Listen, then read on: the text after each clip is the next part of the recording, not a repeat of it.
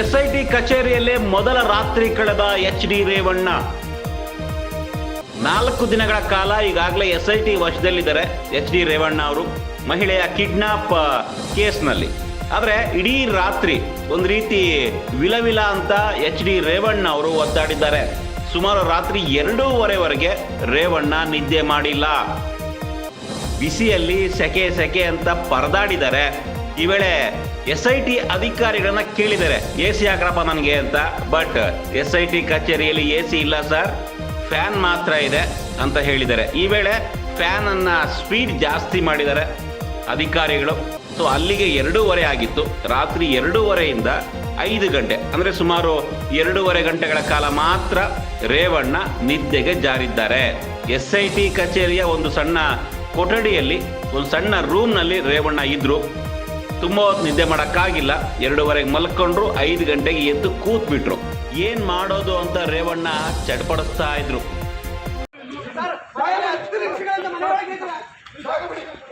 ರಾತ್ರಿ ಎಲ್ಲ ನಿದ್ದೆ ಇಲ್ಲ, ಒಂದು ರೀತಿ ತೂಕಡಿಸಿ ಸುಸ್ತಾಗಿದ್ರು ರೇವಣ್ಣ. ಏನು ಮಾಡೋದು, ಹೆಂಗಪ್ಪ ಮುಂದೆ ಅಂತ ಭಯ ಮತ್ತೆ ಆತಂಕ ಇತ್ತು. ಎಸ್ಐಟಿ ಅಧಿಕಾರಿಗಳು ಸಾಕಷ್ಟು ಬಾರಿ ಮಾತನಾಡಿದ್ರು, ಏನೂ ಮಾತನಾಡಿಲ್ಲ ರೇವಣ್ಣ. ಸೈಲೆಂಟಾಗೇ ಇದ್ರು. 2:30ವರೆಗೂ, ಮಧ್ಯರಾತ್ರಿ 2:30ವರೆಗೂ ಸೈಲೆಂಟಾಗಿ ಕೂತ್ಕೊಂಡಿದ್ರು ರೂಮಲ್ಲಿ. ತಮಗೇನು ಮಲ್ಗೋಕೆ ಒಂದು ಸಣ್ಣ ರೂಮ್ ಕೊಟ್ಟಿದ್ರು, ಆ ರೂಮಲ್ಲಿ ಕೂತ್ಕೊಂಡೇ ಇದ್ರು ರೇವಣ್ಣ. ಅದಾದಮೇಲೆ 2:30ಗೆ ಮಲಗಿದ್ರು. ಬಟ್ ನಿದ್ದೆ ಮಾಡೋಕ್ಕಾಗಿಲ್ಲ ಅವ್ರಿಗೆ. 5 ಗಂಟೆಗೆ ಎದ್ದು ಕೂತ್ಬಿಟ್ರು.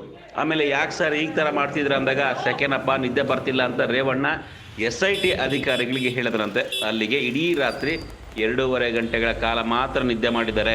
ಹೊರಗಡೆ ಹಾಯಾಗಿ ಎಸಿ ರೂಮಲ್ಲಿ, ದೊಡ್ಡ ಬಂಗ್ಲೆಯಲ್ಲಿ ಮಲಗ್ತಾ ಇದ್ರು ರೇವಣ್ಣ. ಫಸ್ಟ್ ಟೈಮ್ ಎಸ್ಐಟಿಯ ಸಣ್ಣ ಒಂದು ರೂಮ್ನಲ್ಲಿ, ಎಸಿ ಇಲ್ಲದೆ ಫ್ಯಾನ್ ಗಾಳಿಯಲ್ಲಿ. ಬೆಂಗಳೂರಲ್ಲಿ ಎಷ್ಟರ ಮಟ್ಟಿಗೆ ಬಿಸಿ ಇದೆ ಅಂತ ಎಲ್ರಿಗೂ ಗೊತ್ತು. ಸೊ ಆ ಬಿಸಿಗೆ, ಸೆಕೆಯಲ್ಲೇ ರೇವಣ್ಣ ಒಂದು ಸಣ್ಣ ರೂಮ್ನಲ್ಲಿ ಮಲಗುವಂತಾಯಿತು. ಸೊ ಅದಕ್ಕೆ ಕಾರಣ ಮಹಿಳೆಯ ಕಿಡ್ನಾಪ್ ಕೇಸ್. ಆ ಒಂದು ಕಿಡ್ನಾಪ್ ಕೇಸ್ನಲ್ಲಿ ಈಗ 4 ದಿನಗಳ ಕಾಲ ಎಸ್ಐಟಿ ವಶದಲ್ಲಿದ್ದಾರೆ ರೇವಣ್ಣ. ಇನ್ನು 4 ದಿನ ಎಸ್ಐಟಿ ಅಧಿಕಾರಿಗಳು ವಿಚಾರಣೆಯನ್ನು ಮಾಡ್ತಾರೆ ರೇವಣ್ಣ ಅವರನ್ನ. ಬಟ್ ಇದುವರೆಗೂ ಕೂಡ ತಮ್ಮ ವಿಚಾರಣೆಯಲ್ಲಿ ರೇವಣ್ಣ ದೊಡ್ಡ ಮಟ್ಟದ ಮಾಹಿತಿಯನ್ನು ಹೇಳಿಲ್ಲ. ನಾನು ತಪ್ಪು ಮಾಡಿಲ್ಲ, ನನಗೇನು ಗೊತ್ತಿಲ್ಲ, ಇಷ್ಟು ಮಾತ್ರ ರೇವಣ್ಣ ಹೇಳ್ತಾ ಇದ್ದಾರೆ. ಸೈಲೆಂಟ್ ಆಗಿದ್ದಾರೆ, ಫುಲ್ ಸೈಲೆಂಟಾಗಿ ಸುಮ್ಮನೆ ಕೂತ್ಕೊಂಡಿದ್ದಾರೆ ರೇವಣ್ಣ. ನೋಡೋಣ ಮತ್ತಷ್ಟು ಮಾಹಿತಿ ಏನಾದರೂ ಸಿಗುತ್ತಾ ರೇವಣ್ಣ ಎಸ್ಐಟಿ ವಿಚಾರಣೆಯಲ್ಲಿ ಏನಾದರೂ ಬಾಯಿ ಬಿಡ್ತಾರಾ? ರಾತ್ರಿ ಅಂತೂ ನಿದ್ದೆ ಇಲ್ಲ, ಬೆಳಗ್ಗೆ ನಿದ್ದೆ ಮಾಡ್ತಾರೋ ಏನೋ.